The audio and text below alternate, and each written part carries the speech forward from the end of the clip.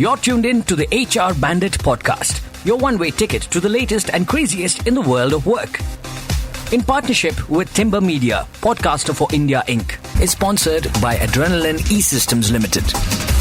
Hey, welcome to HR Bandit, and this is your host, Ankita Podar. If this is your first time here, a big welcome, and if this is your returning, you know you're my favorite ones. I must start by saying that I'm extremely excited about today's episode. Today, we're switching things up a little, and instead of discussing the top 3 events from around the world, we're going laser deep into one specific world event. Our topic for discussion today is something that began on 21st February 2022 and shows no sign of slowing down. It is an event with far-reaching consequences and something we briefly discussed in our June episode with Dave Ulrich. Now, there are many reasons why we must discuss this, and the International Monetary Fund's announcement that we are on the brink of a recession is only one of them. If you haven't guessed already, we are focusing our conversation today on Ukraine.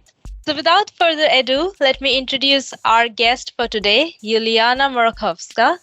Uliana is an executive search and HR professional from Ukraine. She is the head of the Ukrainian Office of Executive Search and Leadership Advisory firm, EMA Partners International. She's also a certified assessor, a leader HR influencer in the Ukrainian HR community, and an active volunteer. Uliana, welcome to the show. Thank you so much for joining me today. How are you? Hello, Ankita. Thank you very much for the invitation. I have to be honest, this is the first podcast I'm participating in, so I'm kind of nervous, and this is also a very big and important for me personally topic.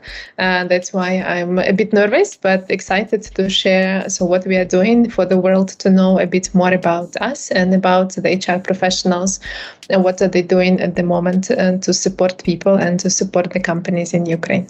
Uliana, I have a confession. I've recorded a fair bit of podcasts so far, and I still get nervous before each one. So, I don't know if it gets easier unless you've done probably 100, but I'm really glad to have you here, especially when Dave said, I have someone, would you like to speak to this person? I was like, of course, it isn't even a question. And I have many, many questions for you today. So, but before I jump into all of it, where in the world are you right now? Tell us a little bit more about yourself. Yeah, sure. So I'm from Ukraine. I was born in Kiev. I went to school and to the university in Ukraine. I started my career back in 2005 in recruitment, later on in executive search, in HR and assessment. So I was working in Ukraine till 2008, by the moment when my husband received the job of the supply chain director, and we moved to Romania. So I was commuting, I was traveling between Romania and between Ukraine, continuing doing my business in Ukraine and managing the projects in Ukraine. So I was working in that setup until the COVID came and we became more home-based, and then the war came. So now I'm doing more of a remote projects, and due to the war, there have been thousands of people coming to Ukraine. Therefore, my part of my coming to Romania, therefore the part of my role at the moment is about supporting people in Ukraine, in Romania. So those Ukrainians who are moving to Romania, which is helping them to accommodate here in the country. And one of the projects that I have been doing in March and April, that was opening the school and the kindergarten for the kids who have moved here with the PepsiCo company where my husband works. And I am building HR community in Ukraine since, I would say, 2007. So I have strong connections with the HR professionals in Ukraine. And we have regular meetings, usually done by the industries, like, for example, bringing together the HR directors of the FMCG industry or agriculture or retail to be able to understand what is going on in the industry. So what are the main trends? And we also have the open event. We had an honor to have an event with Dave Ulrich last month. So that was indeed a very important event for our community. And my goal is to help the HR community to interact between each other, to share best practices, and also to bring now the global speakers also to talk to Ukrainian community and to encourage Ukrainian HR professionals also to be more visible on the global arena and to share about what they are doing. Yeah, so I would say supporting others and helping them to grow. This is one of my, I would say, life goals for the moment. That's a very nice goal to have. Like, I think eventually we'd all aspire to do that. So, Uliana, you come to us with a treasure trove of stories of what's happened, right, into a world where we don't have easy access. Now, I know some of the stories, but they're all like third-hand stories or like heard from somewhere and we're hearing them. I'm really curious, from everything that you know so far, what is the biggest challenge that you think the HR community, and I won't limit it just to the HR community, but like the world of work is generally facing, say for Ukraine, and then you can expand that to the rest of the world? To the globalists, yeah. So, of course, Ukraine is currently in a very challenging, I would say, situation, if we call it like that. So we experienced the war, which is, I think, the worst thing that can happen generally in the life of any person.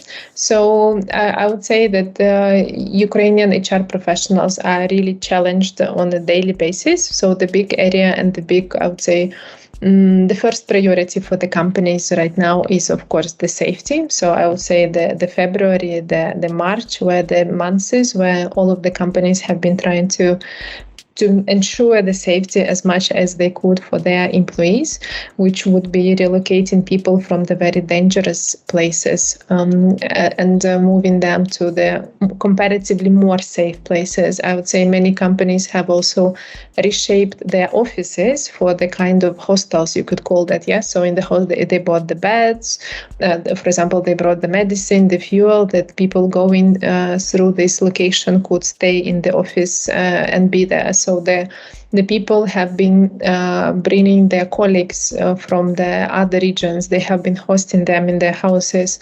So I would say that was a huge example of care from the company side towards people. And that was a huge care to each other, about each other. Yes. So, for example, I personally also was helping to find the places for people to stay, asking my relatives to host the people who have been going via this city to some other location. And I would link here perhaps also with what is going globally is the pandemic that we have experienced, and it is ongoing. I wouldn't say that it is over for now. And I do think this is also a very important change that is going around the globe, is that so the role of the CEO now is more of a like chief empathy officer, as Josh Bersin was also sharing in one of his researches early in the pandemic time.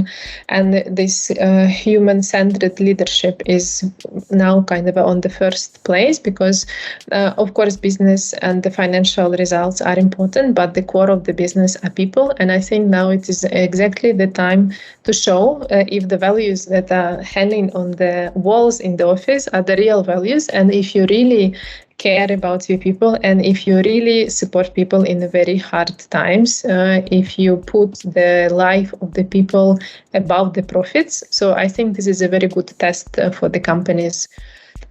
So I do hope that what is going on currently in Ukraine and going globally in terms of the physical safety of people, this is a good opportunity for us to be more caring about others and putting care about people a bit higher than it was just before, when the profits were on the first, priority for the companies. I'm going to pick on two words that you used because they go hand in hand, but sometimes we have a perception that they sit in conflict, and that's empathy and profit. So I'm going to elaborate a little more on IMF's prediction. So the IMF basically, it downgraded global forecasts from its April projections recently. There's a New York Times article that released today that actually gave us details about IMF's report, where it said the world output would fall from 6.1% last year to 3.2% this year. And it's expected to slow down further. For comparison, what they've said is that the world economy will face one of its weakest years since 1970. And for a world that's been moving at a very fast pace, it is a huge slowdown. Like, we did see a slowdown in 2020 when the pandemic started, but it is nothing compared to what we're predicted to see now. So that's their prediction. And then we've seen the impact on companies. There's a slowdown in hiring. There are layoffs. There's all of that happening. So how do organizations make this very difficult call on saying, well, let's say, for example, I don't have the cash flow to maintain 100 people on my payroll, but I do want to be empathetic. It is a difficult trade-off. So I'm really curious to find, stories, figure your opinion on what your observations were on empathy and profit during this period. Yeah. I think what you have just shared regarding the recession coming, I think this is, of course, Ukraine is contributing, to what is going on in the world. And I think this is a very good example how we are interconnected. Although you could have not, for example, had a team in Ukraine or have never been in any kind of economic relations with the country, but we are all globally connected. And I think this global connectivity is also connected to some other trends that we can also talk further, is about this global mobility, that now we have access to talents globally. And actually, Ukrainians have moved out to the world for the moment, and we are integrating in the global workforce. And this was one of the trends that was earlier also stated by Linda Grattan in her research regarding the future of work, and you could also find it in many other researches by the big consulting companies, that we are really interconnected, both in terms of the economy and the people. And I think we are becoming like a global village as we stay together. So let me share also my personal example from the previous recession I was going through, and also talk about how Ukrainians are managing the situations when they don't have the cash flow, but they want to keep the team. So I, based on my age, I didn't go through the recession in 1970s. So my personal recession that I was going through was in 2008, when there was the real estate crisis. And there was more severe compared to the pandemic in my experience. And that was the first crisis I was going to. I was 20-something. I was just starting my career. And I do remember, like, 1 week, you are trying to find the candidate. That is such a huge challenge to find them. You have to pay double salaries and everything. So the market is going like crazy. And the next week, like, everything just like stops. So, I was a huge stress. I do remember I was shocked, and I was thinking, oh my God, how I'm going to live, how I'm going to find the money for the food. So what will happen? And I was really shocked at that moment. So I thought that life would not continue further. But we came out of it. Yeah. So, and I have realized, and I think one of the big, I would say, findings, I don't know, one of the outcomes, or maybe things that you find out to be important through the war or through the other important big events, is that you understand that the material, so to survive, you need quite many, I would say, basic things. Yeah, so you need to have some basic safety, you need to have some food, basic, I would say, products, but you can survive without buying some new car, I don't know, without having some very cool new iPhone or something. I do personally think that we are over-consuming in the world, so we are producing much more than we actually need. So I do believe that this is a good moment to understand that what you really need is just your beloved ones, your family, your kids, that your colleagues, I don't know, the people you really care about are safe. Yeah, so this is the basic thing. If this happens, if this is enough for at least maintaining some basic way of living, I would say. So I think we put too much focus on having high income, of buying some new things that we do not really need for ourselves, and that is also the reason why we so sensibly go through the different crises, because we want to show the better results. We want to show that our financial results of the company are growing, that our salary is growing, that our impact is growing. So we are all focused on this growth, I would say. So this is, and another thing that I have learned also through the strategy course that I was taking recently and through the business books, is that the recession is the kind of the normal stage of development. So it happens anyway. You cannot cure this, so you cannot avoid it. That would happen anyway. The thing is, how do you go through it? And what is really also important, and that happened after 2008, that happened out after the first, I would say, stage of war in Ukraine in 2014. It happened after the COVID in 2021. There was a pickup. So, and it was much more significant, I would say, much more active compared to the previous years. So you really have to have a plan how to go through this and to be ready for the growth afterwards. So this is what I have learned from the few crises, recessions that we have been going through. And I would say Ukraine at the moment is a good example of how the good companies are going through it in terms of trying to keep the people, because as you may understand, not everyone can continue working at the moment. I mean, doing their job, because, for example, they have been working in the regions that are now occupied by the Russians, so you cannot really continue working there.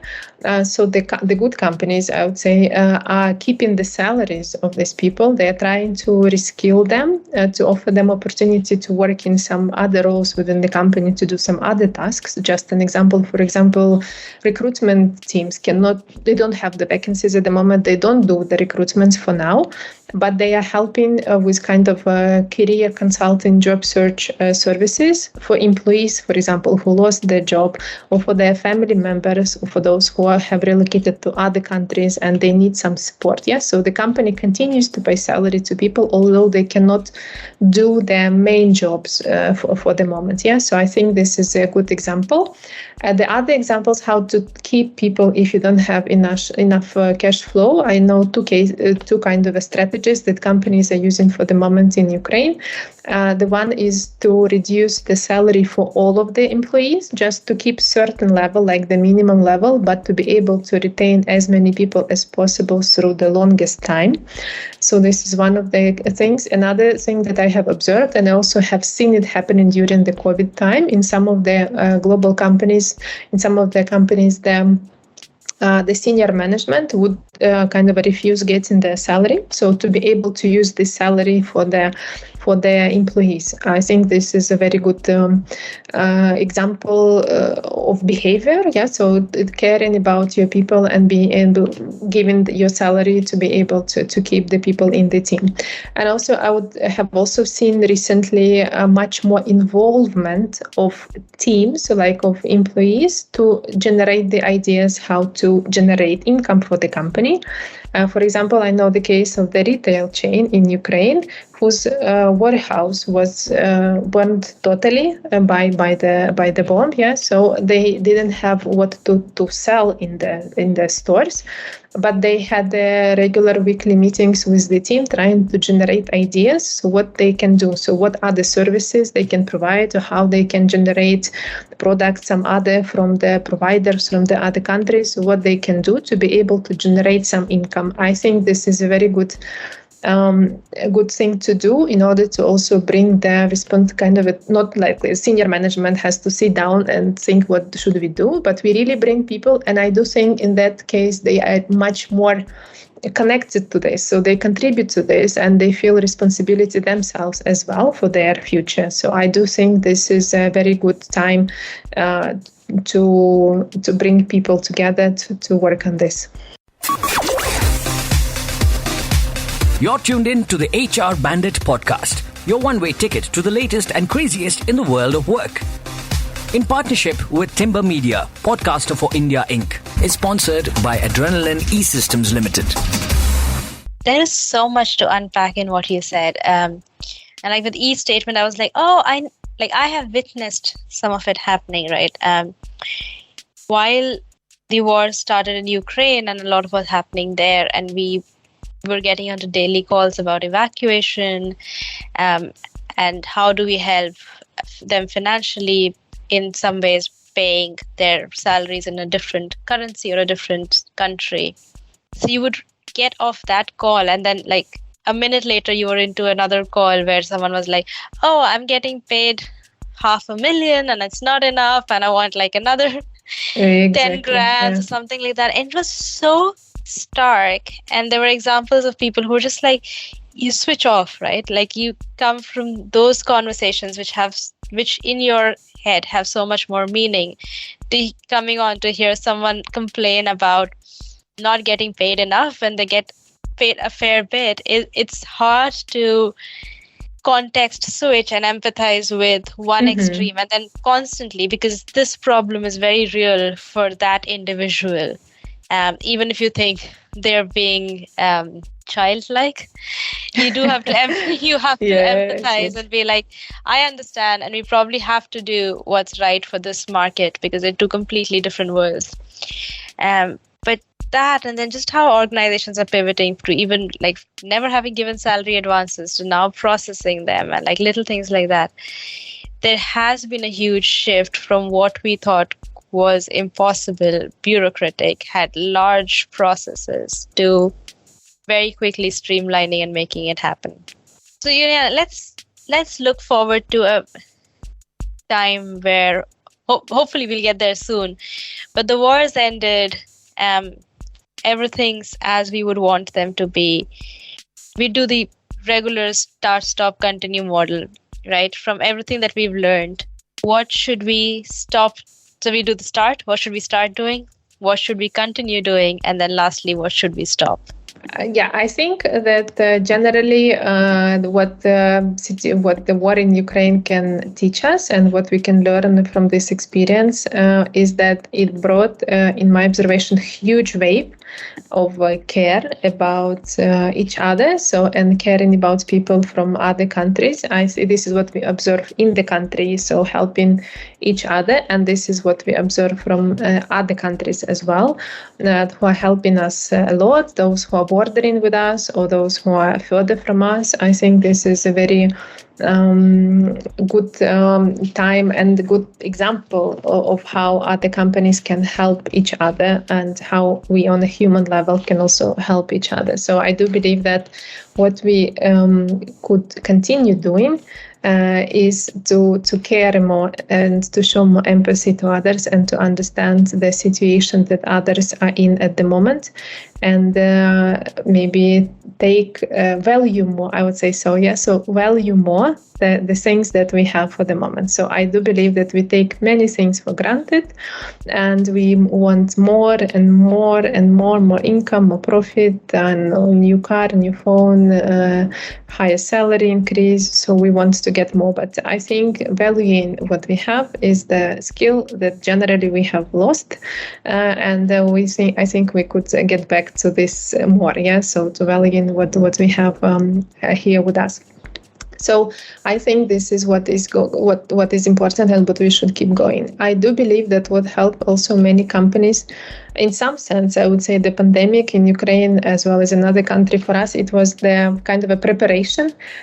So we have learned how to work in the remote teams. And I do believe this helped a lot to restore the operations. So many companies have, like in 2 weeks since the start of the war, after the first extreme shock and relocating people to other places, the companies restarted their operations. And for example, I have also read recently some of the articles at the New York Times that for example, the IT companies that are working with the Ukrainian developers, they say that they are really delivering high quality. So I would say our Ukrainian mentality is about a very strong resilience. So we really a very hardworking nation, and despite all of the emotional stress that we have at the moment and these ups and downs when you read the news and what's going around, we still are very committed, and we deliver good results. So this agility, and this ability to do the things that seems impossible from the beginning. I think this is something that we have shown as the country, and I think this can also be copied, by others. Hope not in such a circumstances, of course, but just to understand that you can do much more than you think you really can do. So based on my example, just like personal example, I have mentioned that we have opened the school and the kindergarten in Romania for the Ukrainian kids, and we did it in 2 weeks and 1 day. I could never imagine in normal life I would be, like in the usual circumstances, I would be able to do it so fast. Yeah, so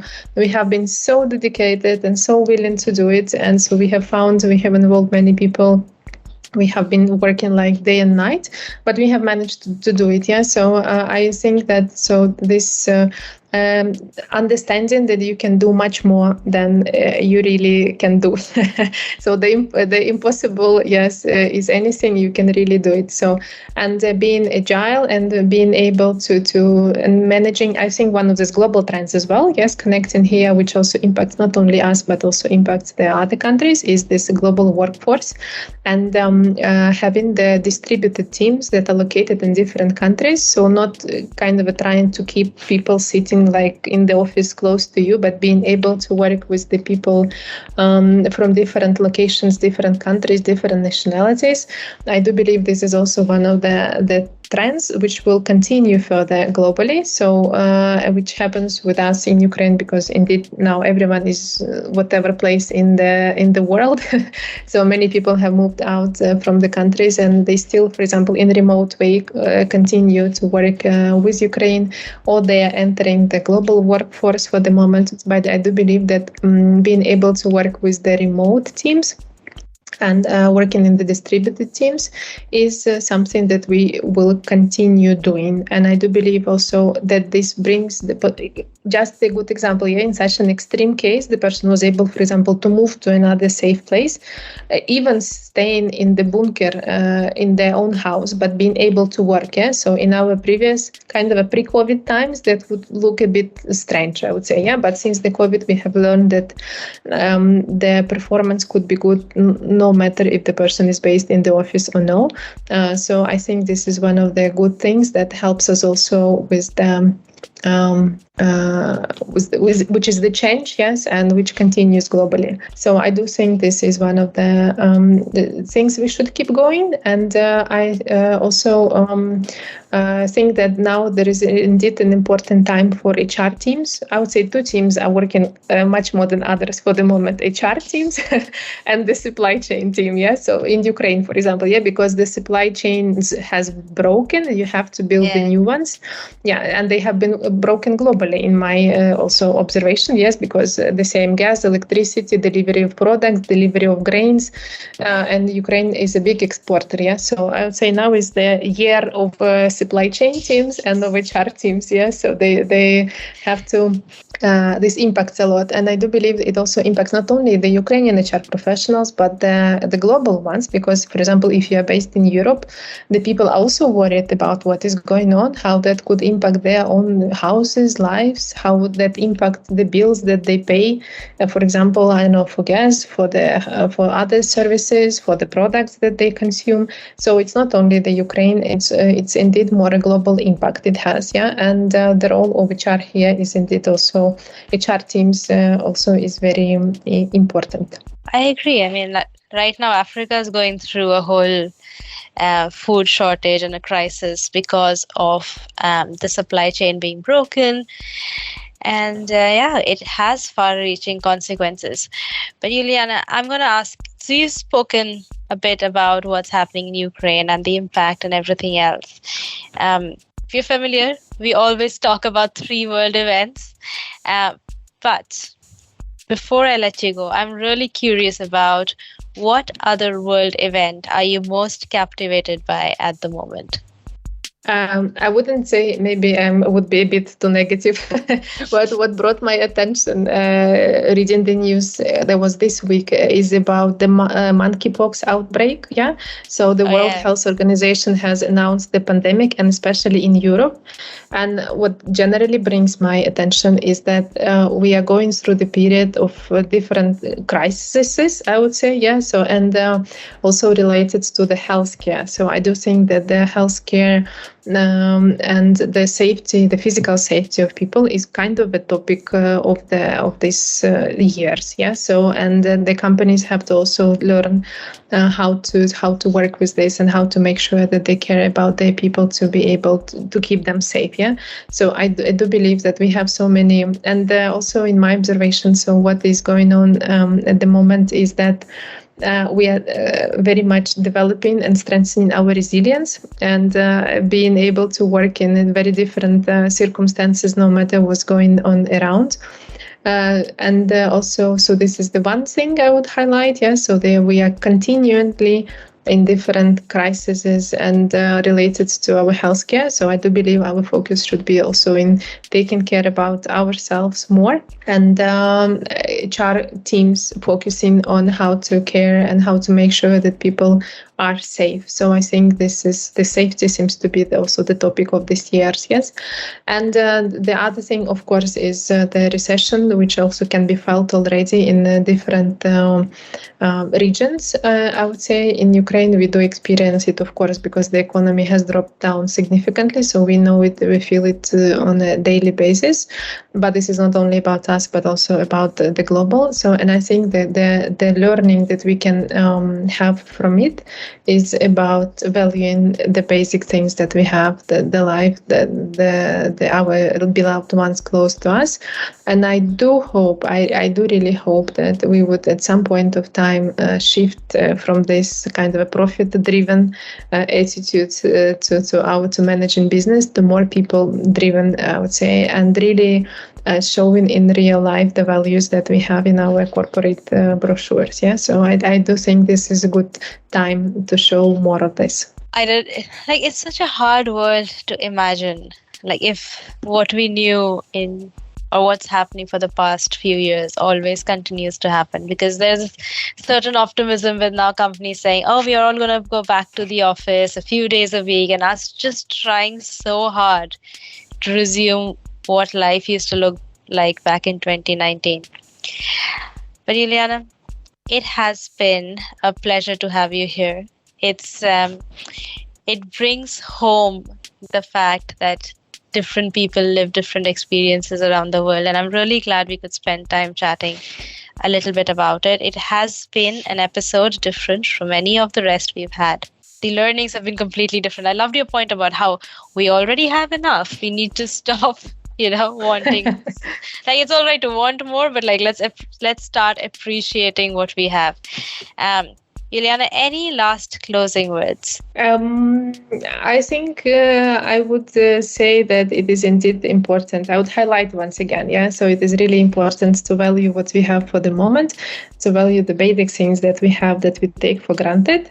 And I do see that all of us globally are going through many different challenges. Yes, the pandemic, now the war, which also impacts other regions. So I would really wish people to take care of themselves as the important part, which we didn't focus that much attention on before, and also to show care to others. Either your beloved ones or your colleagues in the office. Yeah, so I do believe we should bring a bit more of this humanity and care in our offices as well. I love that. With that, thank you again. And on the behalf of Uliana, NHRDN, and myself, we are out. You're tuned in to the HR Bandit podcast, your one-way ticket to the latest and craziest in the world of work. In partnership with Timber Media, podcaster for India Inc. is sponsored by Adrenaline E-Systems Limited.